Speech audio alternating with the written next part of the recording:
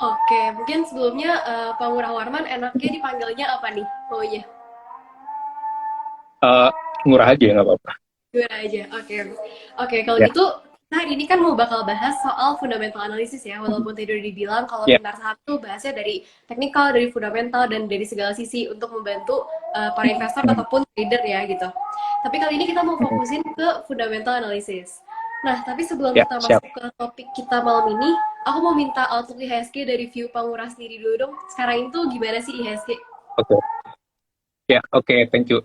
By the way, namanya Mbak siapa namanya? Mbak Rachel ya? Rahel, iya boleh. Rachel boleh, Rahel, Rahel oke. boleh. Rahel, oke. Jadi, IHSG hari ini kan sebenarnya turun ya, Mbak, ya, 0,55%. Dan kalau kita perhatiin, sebenarnya kemarin itu sempat hampir menyentuh all time high lagi ya, sebelum akhirnya ya turun sih dengan transaksinya 19 triliun hari ini doang. Jadi ini sebenarnya lebih rame dibanding sebelum-sebelumnya. Karena kan kisarannya itu kalau nggak salah sekitar 13, 14, 15 ya. Sekarang udah 19 triliun sendiri ini hari ini. Karena kan US market kemarinnya kan jeblok banget tuh minus 3%. Jadi orang memprediksi kita bakal crash banget. Ternyata enggak gitu kan ya. Jadi emang ada perbedaan setelah pandemi ini saya ngerasa ya ISG-nya beda banget dibanding dulu-dulu. Dulu tuh ngaruh banget. Ya ini turun, maka kita turun banget. Sekarang enggak. Kemudian asingnya juga masih net foreign buy, jadi 142 miliar. Dan kalau kita lihat dari posisi sebulan terakhir itu udah net foreign buy-nya 13 triliun. Jadi ini kuncinya ya. Jadi ketika asing masuk, ya udah mau diapain juga ya ISG-nya ya kemungkinan kalaupun turun ya tipis-tipis banget.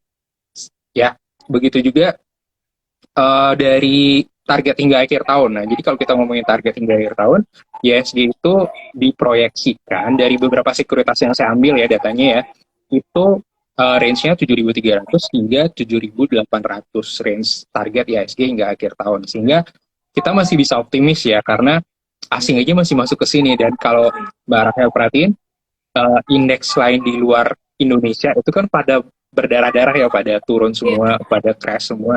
Jadi kita doang yang bagus, sehingga wajar aja mereka masuk ke sini. Kita diuntungkan dari booming komoditas, sehingga ya siapa lagi kan yang dimasukin selain Indonesia, karena kalau US sudah parah, Tiongkok sendiri kan kebijakan zero covid polisinya itu benar-benar yang buat dikit-dikit lockdown, sehingga yang ada kan kebijak apa jalannya ekonomi itu kan agak terhambat tuh. Dan kalau kita ngomongin Europe lagi ada perang dan sebagainya, lagi ada inflasi dan sebagainya, sehingga mau nggak mau larinya ke Indonesia. Gitu. Negara berkembang salah satunya Indonesia. Gitu. Oke, berarti untuk saat ini sebenarnya IHSG tuh oke banget ya, walaupun market di luar sana ya bisa dibilang lagi berdarah-darah juga, tapi justru asing tuh banyaknya larinya ke Indonesia. Nah, berarti Yes, tadi benar udah banget. sempat dibahas sedikit tuh, berarti Indonesia tuh kuatnya gara-gara sektor komoditas ya? Oh iya, harus diakui ya, Mbak Rahel ya. Jadi kalau kita perhatikan tiga ekspor utama Indonesia, ya. Jadi kalau kita ngomongin makro ya, makro yang mungkin kita harus tahu nih, Indonesia tuh ekspornya apa sih yang dominan? Dominan itu adalah batu bara, CPO, dan satu lagi apa ya? Ya dua itu aja udah kelihatan ya, batu Ya, benar. bara sama CPO. Ya dari situ aja udah kelihatan bahwa kita itu dominannya itu. Jadi kalau itu naik, ya dampaknya ngaruh banget. Ya makanya ketika teorinya kan gini ya, ketika Fed rate naik, maka IHSG kemungkinan turun. Itu kan historical. Nah, tapi yang terjadi tahun ini kan berbeda nih, karena ada siklus booming dari komoditas tadi, gitu sih, Mbak. Oke, nah kalau gitu kan tadi udah dibahas dikit nih soal komoditas yang sebenarnya sekarang tuh oke banget dan jadi salah satu pendongkrak IHSG kita ya. Nah, tapi kalau misalkan aku sekarang mau minta dong outlook ke IDX Tekno dan juga perusahaan teknologi di Indonesia gimana sih? Apakah bagus juga nih kayak komoditas atau justru lagi kurang bagus? Oke, ya. Ini juga pada saat list pertanyaan saya juga, wah kenapa harus IDX Tekno gitu ya, saya sempat bingung juga. Oh ternyata memang cari cuan lebih dominannya ke Fokus sana ke berarti ya, Mbak Rahel. teknologi. Oke, bagus lah punya ini ya, punya sendiri. Kalau dari saya sih, IDX Tekno itu justru kalau kita hitung secara year to date, itu kan the worst sector saat ini ya. Itu minus 18,27. Ini saya dapat datanya kemarin sih ya, kemarin siang ya. Nah dari situ kita bisa ngelihat bahwa sektor teknologi itu tahun ini menjadi tidak terlalu diperhatikan kan gitu ya. Kalau kita ngomongin outlook-nya juga, sektor teknologi kan sebenarnya bukan hanya Bukalapak, bukan hanya Goto, bukan hanya Wir itu aja, tapi diawali dengan adanya DCII, kemudian ada Bukalapak, terus ada Goto, dan di sisi hardware itu ada Axio, contohnya ada ZRX, ada MTDL. Kalau dari saya sih outlook teknologi, hmm, karena ada yang bilang valuasi untuk sektor teknologi itu bukan lagi valuasi tradisional, tapi valuasi yang modern dalam arti ada yang namanya GMV dan sebagainya. Padahal nih, kalau kita perhatiin ada yang kategori hardware, itu kan ada nih perusahaan yang produksi laptop itu laba bersihnya lumayan tumbuh nih sebenarnya tiap tahun, tapi saya nggak nyebut kode ya. Atau ada emiten ya yang dia kinerjanya lumayan nih. Nah, kalau saya sih karena saya masih tipe yang masih tradisional dalam tanda kutip, saya sih masih menganggap yang hardware itu sektor teknologi yang kategori hardware itu masih oke. Cuman kalau untuk yang seperti startup dan sebagainya saya masih masih tanda tanya sih. Kalaupun kalaupun Goto itu karena murni dia bobotnya paling gede gitu aja sih menurut saya. Capnya ya, berarti kalau Goto. Yes. Oke, tapi berarti bisa dibilang saat ini ya saham-saham teknologi emang ya belum jalan lagi ya, karena bisa dibilang ya belum momennya juga kali ya, belum pas. Oke, nih mungkin sekarang kita bisa langsung masuk aja ke topik utama kita ya, soal fundamental analysis. Nah, kan seperti yang kita tahu nih, setiap kita pengen investasi tuh pastinya pertama tuh kita diajarin nih buat baca laporan keuangan. Apalagi kayak di video-video YouTube, pastinya baca laporan keuangan dulu kan. Nah, itu biasanya diajarin juga tuh, biasanya ngitung price to earning ratio, price to book value, dan lain sebagainya.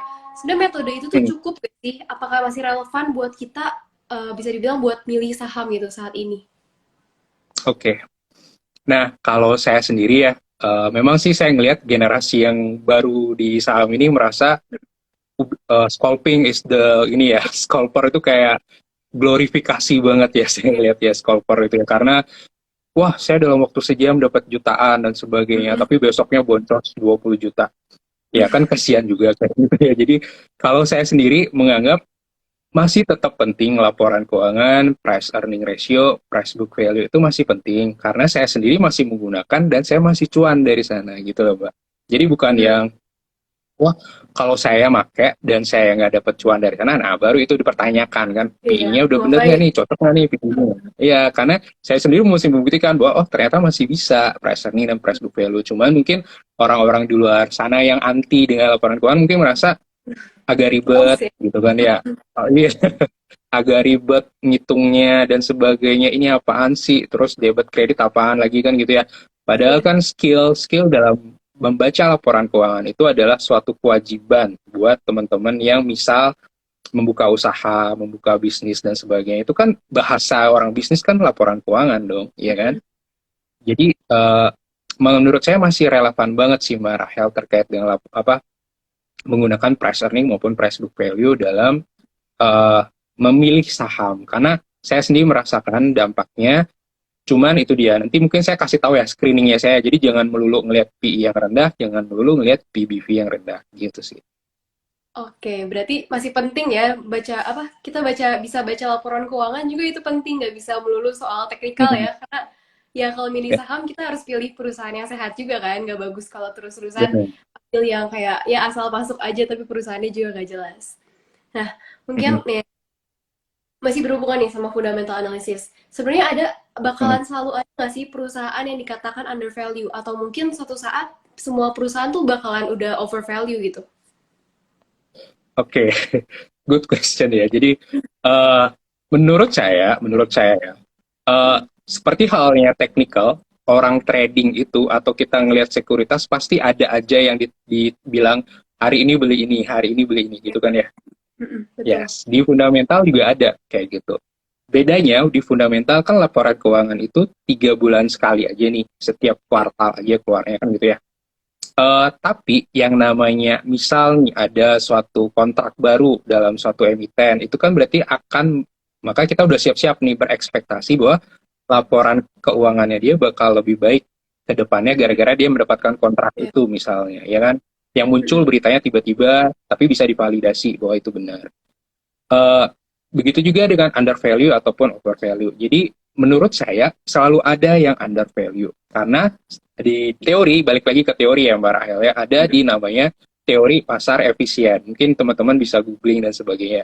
Jadi di teori pasar efisien ini bilang, tidak suatu market dikatakan efisien ketika semua orang mendapatkan informasi yang sama, kan gitu Mbak. Iya. Tapi kenyataannya, menurut Mbak Rahel, semua orang mendapatkan informasi yang sama nggak? Pasti enggak. Pasti ada yang Ya, tahu ya lebih. udah, bener. Dari situ aja udah langsung ketahuan. Berarti selalu ada yang under value karena ada yang nggak tahu, ada yang udah tahu duluan. Sehingga dia, ya kuncinya di saham ya menurut saya adalah Anda tahu duluan. Gitu aja sih kuncinya. Biar Iya, biar lebih cuan itu caranya adalah Anda harus tahu duluan dibanding yang betul. lain. Sehingga ketika udah naik tinggi, Anda tinggal jual. Gitu aja sih. Jangan FOMO. Gitu Itu tipsnya. banget. Oke. Nah, kalau gitu gimana sih cara kita awal belajar? Misalkan kita baru mau belajar soal saham nih. Pertama kita tuh mendingan belajar dari mana dulu sih? Karena kan secara fundamental tuh luas banget ya dan banyak yang harus dipelajari. Yes. Terus bisa dibilang gampang juga ya kalau fundamental. Pertama-tama tuh kita harus belajar apa dulu? Oke, karena kan saya juga CFP nih Mbak Rahel ya. Jadi dalam hal CFP itu teman-teman harus tahu tujuan keuangannya ngapain dulu gitu. Karena Oke. perbedaan dari tujuan keuangan akan berbeda, pemilihan sahamnya akan berbeda, time frame-nya, iya nggak? Jadi misalnya Hmm, nih Mbak Rahel, targetnya di saham hanyalah untuk tambahan penghasilan tiap bulan. Oke, hmm, terus temennya Mbak Rahel itu ternyata saya pingin pensiun dong dengan menggunakan saham. Nah, kira-kira pemilihan sahamnya berbeda apa sama beda menurut pasti. Marcel? Ya, udah beda dong, karena Iya. tujuan keuangannya jelas beda. Perbedaan pemilihan sahamnya berarti analisisnya juga beda dong, ya kan? Kalau lebih pendek, otomatis lebih oke kalau kita pakai technical, kan gitu ya. Iya. Tapi kalau bisa sih dikombin sama fundamental. Tapi kalau mau long term, ya udah pakai fundamental aja. Tapi harus tahu at least kalau mau lebih bagus lagi ya kinerjanya ya, at Hmm, least tahu kapan masuk, kapan keluar betul. secara teknikal kan gitu ya. Kalau mau long ya kan gitu ya. Itu maksud saya. Jadi pertama harus tahu dulu, harus clear dulu tujuan keuangannya ngapain. Jangan sekedar ikut-ikutan gitu ya. Jadi kan banyak nih generasi Hmm, baru sekarang tuh, wah kayaknya keren nih kalau di saham, apalagi kripto kemarin ya, heboh banget iya. kan, kayak luar biasa banget. Ujung-ujungnya banyak yang ya begitulah. Nah, Iya. itu maksudnya pertama tujuan keuangannya clear dulu, terus yang kedua selain laporan keuangan ya berarti ya, selain paham laporan keuangan juga seharusnya tahu money management. Nah ini juga yang orang kayak skip aja, kan ada meme-nya banyak ya, dana darurat, Iya, betul. risk management, investasi, langsung aja langsung Hmm, investasi gitu kan ya, padahal money management kan harus bagus nih, at least dia iya. punya dana darurat dan sebagainya dulu kan gitu. Begitu juga ketika udah terjun di saham nih, at least punya pembagian portofolio yang clear. Misalnya punya budget 10 juta, apakah 10 juta untuk satu saham, 10 juta untuk tiga saham, atau bagaimana, kan gitu ya. Hmm, Idealnya kan diversifikasi nih, betul. harusnya jangan satu saham di sektor yang sama. Jadi emang kelihatannya banyak banget ya, cuman Hmm, uh, gampang kok, serius itu gampang banget. Maksudnya tinggal dilogikain aja, biar saya bagus. Jadi ada istilah second level thinking gitu kali ya. Jadi ketika ini setelah itu ngapain, setelah itu ngapain, setelah itu ngapain gitu. Itu tinggal gitu aja kok, gampang kok. Oke, berarti awal-awal tuh pertama kita harus tahu tujuannya dulu. Udah gitu yang penting money management dulu ya, nggak perlu buru-buru langsung ke Iya. investasi. Iya. Mm-mm. Nah, oke. Kalau gitu, tadi udah sempat disinggung juga nih soal gimana cara screening saham, apalagi pakai fundamental. Mungkin kan kalau teknikal gampang ya, tinggal buka-buka aja chartnya lebih cepat. Nah, kalau fundamental gimana sih tadi screeningnya? Oke, kalau saya nih, nah tadi kan saya bilang jangan melulu ngeliatin price earning kecil, jangan melulu ngeliatin price book value yang kecil. Tapi Iya. saya screeningnya itu kan ya metode screening banyak ya. Kita bisa pakai website ataupun apps, kan udah banyak banget hari ini ya. Iya. Contohnya nih, saya pakai price earning. Kemudian saya compare dengan historical price earningnya dia secara 5 years, misalnya 10 years. Terus price book value saya pakai juga posisi saat ini. Tapi Mm-mm. saya pakai yang TTM ya, bukan yang annualized ya. Pakai yang 12 Hmm. trailing months, bukan yang annualized. Karena saya lebih firm dengan 12 trailing months, dia lebih lebih memperhatikan tren tiap kuartal dibandingkan yang di annualized. Kemudian saya ngelihat market cap-nya nih. Saya ingin tahu market cap-nya at least besar, jadi jangan yang kecil-kecil gitu karena lebih beresiko. Kemudian lihat enterprise value, karena saya ingin tahu utang sama cash-nya besaran mana. Kemudian saya, banyak ya ambil ya. Banyak Tapi banget. ini paling ini simpel loh, maksudnya tahu ini aja udah oke banget hidup Anda dalam saham gitu loh. Jadi terus juga cari growth-nya. Ya, jadi growth-nya itu maksudnya kan ada nih tipe value investing, dia pokoknya dominan yang paling murah aja dia yang cari. Padahal menurut Iya, saya harusnya dikombin. Jadi saya tipe yang dikombin, suka mengcombine-combine. Saya ngelihat growth itu penting. Jadi saya ingin tahu dia bertumbuh apa enggak. Jangan bilang murah doang dong, harusnya iya, bertumbuh gitu. Jadi saya cari yang bertumbuh at least secara year on year. Dia bertumbuh kuartalannya ya, year ya. Nah, setelah itu apalagi nih sudah market cap, enterprise, price earning, historical dan sebagainya. Nah, kalau yang suka dengan arus cash flow tiap tahun biasanya kan ngeliat dividen tuh ya, Mbak Rahel ya. iya, Nah, lihat dividen yield-nya itu sebagai pemanis aja ya. Maksudnya kalau ya kan ada orang yang ya udahlah saya dapat arus kas atau passive income dari dividen aja udah seneng iya. banget tiap tahun, kan ada yang kayak gitu. Nah, itu doang nih sebenarnya cara saya screening. Terus eh, nanti dapat deh kira-kira yang mana oke, yang mana enggak. Kuncinya kan kalau historicalnya besar, posisi price earningnya saat ini rendah, otomatis pilih apa enggak menurut Mbak Rahel?